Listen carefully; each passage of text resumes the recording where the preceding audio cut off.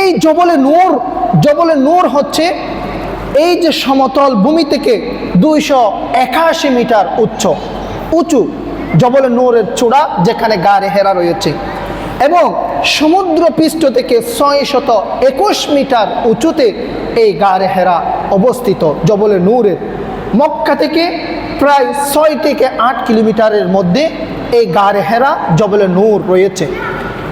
এই গারে হেরা জবলে নূরের মধ্যে অবস্থিত। আল্লাহ রসুল সাল্লাল্লাহু আলাইহি ওয়াসাল্লাম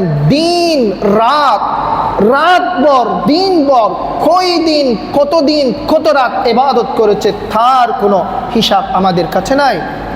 রাসূল করিম সাল্লাল্লাহু আলাইহি ওয়াসাল্লাম সেই জবলে নূরে উঠে গারে হেরায় গিয়ে রাত দিন ধ্যানে মগ্ন থাকতেন, ইবাদত করতেন, শুধু আমাদের মুক্তির জন্য, আমাদের উম্মতের, আল্লাহর নবীর রাসূলের উম্মতের মুক্তির জন্য ধ্যান করতেন, ইবাদত করতেন। আমরা রীতিমতো অবাক হয়ে যাই।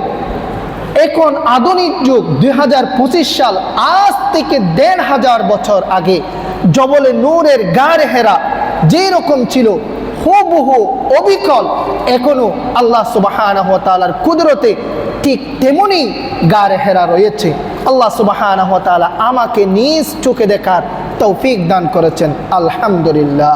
সম্মানিত মুসল্লি ভাইয়েরা, এটা শুধু আমাদের বাংলাদেশের এই যে বান্দরবানের মধ্যে বিশাল পাহাড় আছে, কত সুন্দর রাস্তা করে দেওয়া হয়েছে, এই রকম জবলে নূর নয়। বান্দরবানের মতো যে বিশাল পাহাড়ের উপরে রাস্তা উঠে গেছে সেরকম রাস্তা আছে, এরকম একটা পাহাড় নয়। 2025 সাল পর্যন্ত এখনো পর্যন্ত পিচ ডালাই কোনো রুট জবলে নূর পর্যন্ত হয় নাই। একটা রুট এখন করতে যাচ্ছে, যারা দর্শনার্থী আছে, দর্শক ভিজিটর, তারা যাতে সহজে যেতে পারে, গাড়ি নিয়ে উঠতে পারে। 2025 সালে এসে 24 সালে এসে এখন কাজ স্টার্ট করেছে সৌদি গভর্নমেন্ট। আমি রীতিমতো অবাক হয়ে যে আমার মিনিমাম 1.5 থেকে 2 ঘন্টা সময় লেগেছে আমার মতো একজন তরুণ মানুষের, যুবক মানুষের সেই জবলে নূরের চূড়ায় উঠতে।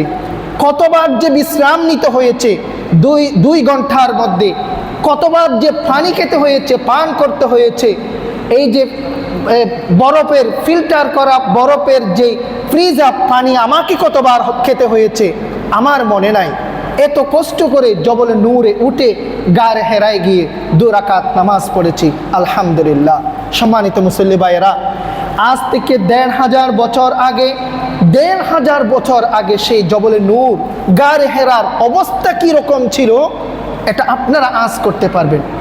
আধুনিক যুগের এই অবস্থা, আল্লাহ রসুল সাল্লাল্লাহু আলাইহি ওয়াসাল্লামের সময়ে কি ওঠার কি কোনো রাস্তা ছিল? না। সিঁড়ি পার হয়ে যদি কোনো একজন ব্যক্তি একটু পিছলিয়ে গিয়ে পড়ে, ওই ব্যক্তির মৃতদেহ উদ্ধার করার জন্য এক্সট্রা সৌদি গভর্নমেন্ট এয়ারক্রাফট নিয়ে, হেলিকপ্টার নিয়ে আপনাকে উত্তোলন না করে, তাহলে আপনি রোদে শুকিয়ে আপনার হাড়গুলো সহ খুঁজে পাওয়া যাবে না। এরকম পাহাড়ের চূড়া থেকে যদি আপনি পিছলিয়ে গিয়ে পড়েন, সম্মানিত ভাইয়েরা, এমন একটা সময়, এমন একটা পাহাড়ের চূড়ায় উঠে আমার রাসূল করিম সাল্লাল্লাহু আলাইহি ওয়াসাল্লাম একদিন নয়, এক রাত নয়, মাস কি মাস দিন যাপন করেছেন, রাত্রি যাপন করেছেন, ইবাদত করেছেন, ইবাদতের মধ্যে মগ্ন থেকেছেন, শুধু আমাদের উম্মতের মুক্তির জন্য ইবাদত করেছেন। সুবহানাল্লাহি ওয়া বিহামদিহি। এটা তেমন আশ্চর্য আমার কাছে লাগে নাই, কারণ আমার রাসূল সাল্লাল্লাহু আলাইহি ওয়াসাল্লাম আমাদের মতো মানুষ না, তিনি আশরাফুল মখলুকাত, সৃষ্টির সেরাজীবের মধ্যে সবচেয়ে শ্রেষ্ঠ মহামানব। আল্লাহ পাক যাকে শ্রেষ্ঠ নবী হিসেবে সিলেক্টেড করবেন, তার কাছে তো এইরকম কয়েক হাজার এক্সাম, টেস্ট, পরীক্ষা দিতে হবে কিনা? আল্লাহ পাকের সেই পরীক্ষায় উত্তীর্ণ হলেই তো সবচেয়ে শ্রেষ্ঠ নবী হতে পারবে। সম্মানিত ভাইয়েরা, এই জন্য আল্লাহ পাক নিয়েছেন। আমি গারে হেরাই উঠে যখন আল্লাহ পাকের সর্বপ্রথম কোরআনের আয়াত, যেই কোরআনের আয়াত নাজিল হয়েছে, ইকরা বিসমি রাব্বিকাল্লাযী খলাক খলাকাল ইনসানা মিন আলাক ইকরা ওয়া রাব্বুকাল আকরাম আল্লাযী আল্লামা বিল কলম আল্লামাল ইনসানা মা লাম ইয়ালাম।